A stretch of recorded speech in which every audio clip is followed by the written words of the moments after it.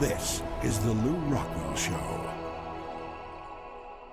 It's an honor this morning to have with us Professor Thomas Szasz. Dr. Szasz is a psychiatrist. He was professor of psychiatry at the State University of New York Health Science Center in Syracuse, famous for his book, The Myth of Mental Illness, many other books.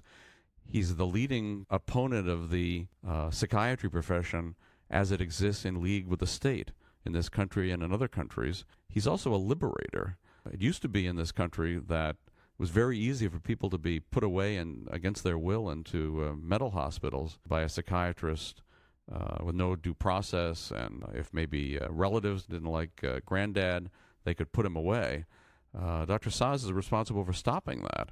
There's a whole lot more freedom for people the psychiatry profession would like to jail than used to exist, and Dr. Thomas Szasz is the reason.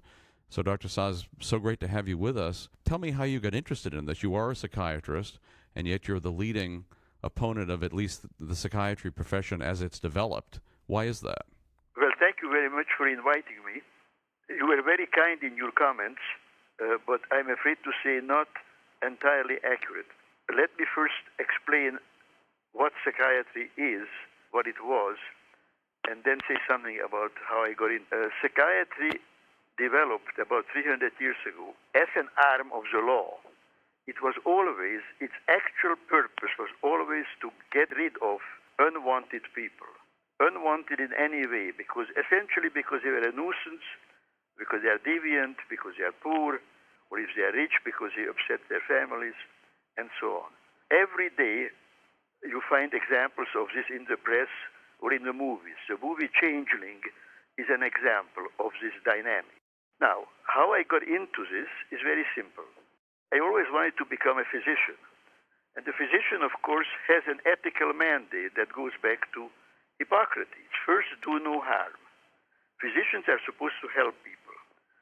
Now, ever since psychiatry became founded or established 300 years ago, this has been compromised, or I would say negated, by the existence of psychiatry.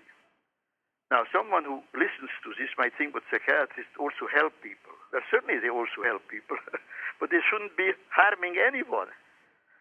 And the phenomenon of involuntary mental hospitalization, without which psychiatry would disappear overnight. If you got rid of psychiatric coercion, there would be no psychiatry, because other physicians, other people can also help people by talking to them. So I got into this after I became a physician.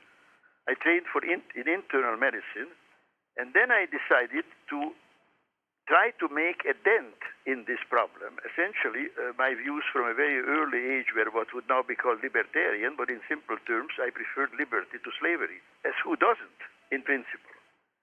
And I saw psychiatry as the principal institutional and moral antithesis of liberty, tolerated in the name of so-called treatment.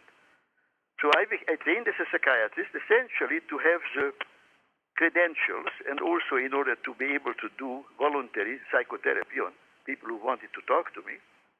And then I started to write about it, beginning with the myth of mental illness, and ever since then. Well, it's magnificent. And tell us more about the origins of psychiatry. You say it developed as an arm of the law, which, of course, to a libertarian, that's not exactly praise. But unfortunately, psychiatrists have been enormously successful in concealing this, and the public, of course, finds psychiatry extremely useful. Supposing the average person who hears this is a middle class, upper middle class, educated person, let's suppose he's a professor of English in one of our colleges, and has a 19 or 20-year-old son who falls into bad ways and becomes an addict, what is now called an addict. That is to say, he ingests drugs, takes drugs, which he's not supposed to take. Now, there are two ways of dealing with this boy. He can go to jail as a criminal, which is according to our present criminal laws, or he can be put into the so-called care of a psychiatrist. Now, virtually everyone prefers the second course. Everyone, that is, except the patient. The patient is then locked up and stigmatized for life. That's why our society, all Western societies, Russia, is full of people who have been in mental hospitals and are not grateful at all. They don't act like medical patients who say, thank you for locking me up. I noticed that the Obama administration, in wanting to increase the amount of socialized medicine in this country, wants to vastly increase the subsidization of psychiatry. It seems to be an alarming prospect. Mr. Rockwell, if you look at what has happened in the last 100 years or 50 years in the United States, you will notice one thing. There's absolutely no difference between Democrats and Republicans, liberals and conservatives, when it comes to two subjects: mental illness and incarceration on the one hand, and drug laws on the other. One of the major reasons people end up in mental health care is the violation of the drug laws. Now, if there were no drug laws, which there were none before 1906 or 1916, depending on how you want to date it, then there would be no drug violations. That would be a private matter between the person himself and his family. And of course, the answer to those who seem to oppose the current drug war, not as libertarians would oppose it and think that the whole thing is a violation of liberty and a vast and illegitimate increase in the power of the state. And the power of the medical profession, Mr. Rockwell. And of course, the people who would say the Democratic approach is to have more psychiatry. The Republican approach, more incarceration. That's what I call medicalization. See, medicalization is a code word and a milder term for enlarging the scope of the state, which I call the alliance of psychiatry and the state. Now, to go back to your original question about how this developed and why psychiatry is an arm of the law, psychiatry, as we now know it, developed essentially in England in the 17th century. Now, England in the 17th century already had a highly developed legal system valuing individual liberty. Now, how do you get around this problem?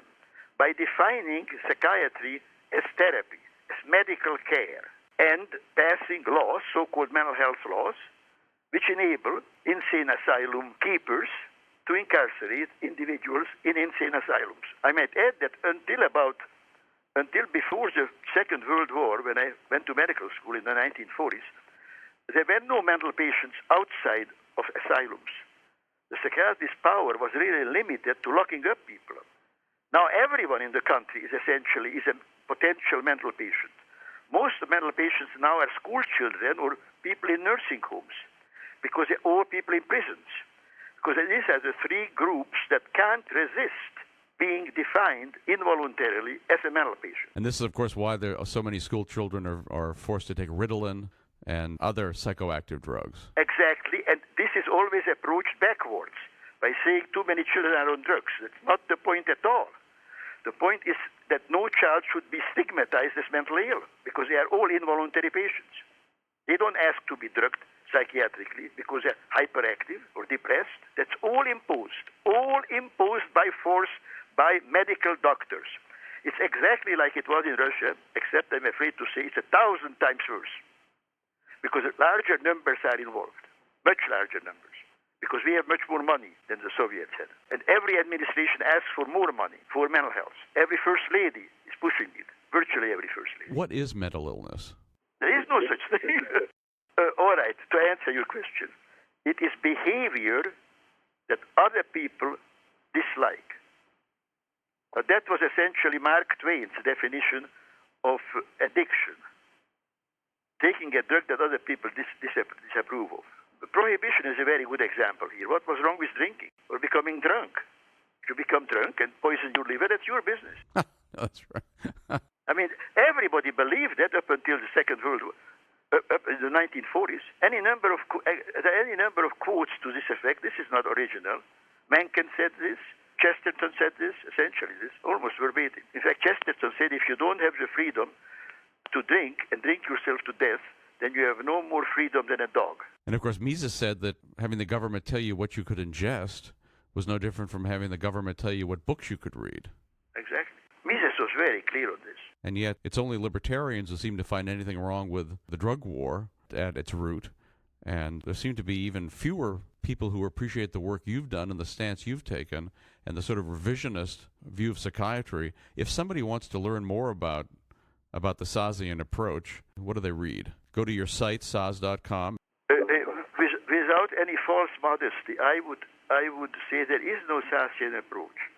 I would call it now perhaps this is conceited, I would call it common sense, 19th century classical liberal approach. It requires distinguishing what is private and what is public. Now, medicine was always a private matter, and it is even today. You can have cancer of the brain and decide not to go to a doctor or not to have any treatment. Treatment in medicine is contingent on consent, not on being ill. This is 100% violated in psychiatry.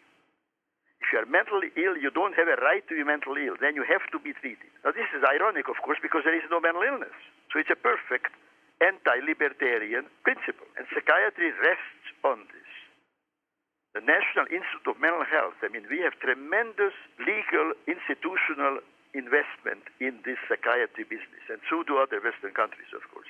And they seem to keep increasing the scope of the diagnosis, and the government and the psychiatric profession, the psychology profession, seem to keep finding new definitions of mental illness. Well, you see, once you get into that language, you have already capitulated.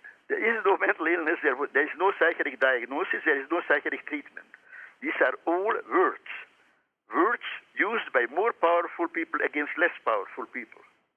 In the name of helping them, but actually to control them or to punish them, or both. Well, in some sense, this is the definition of the state, isn't it? Exactly. Exactly. Yeah, so we've got the psychiatric state in this country. Correct. I called it the therapeutic state 50 years ago.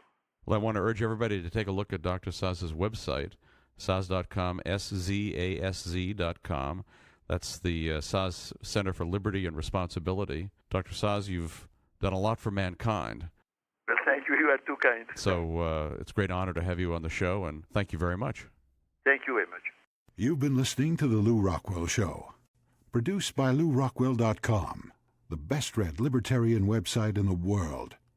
If you'd like to advertise on this podcast or on the website, email advertise@LewRockwell.com. And thanks for listening.